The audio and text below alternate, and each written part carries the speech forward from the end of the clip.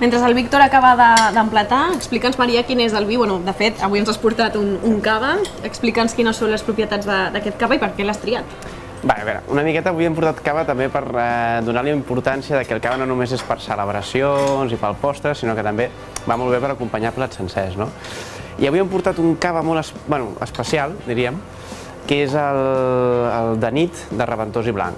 Reventós i Blanc és una bodega petitona que està aquí al Penedès, res, a mitja hora d'aquí.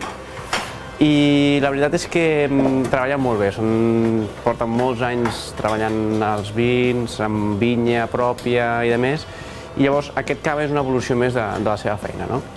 És una bodega que potser la reconeixeu perquè el seu logo, diríem, és un roure centenari que simbolitza una miqueta la unió entre la terra i el treball de l'home.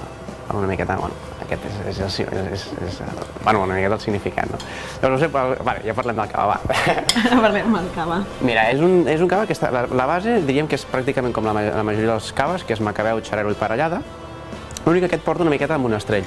I monestrell és un raïm, també autòcton de la zona, que el que ens fa ens aporta el color rosat, perquè per fer el rosat s'han de mesclar una miqueta amb les pells dels vins negres.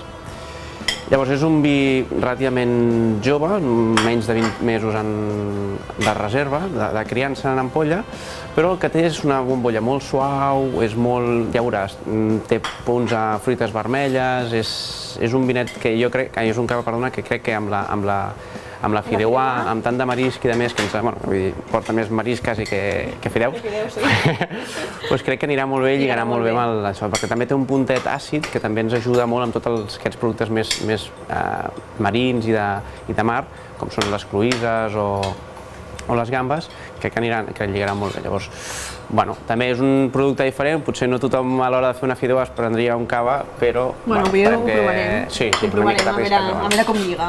Doncs de seguida sortirem i recordem també els que estan a casa que us poden trobar a les xarxes socials de Facebook i de Twitter, o de Twitter?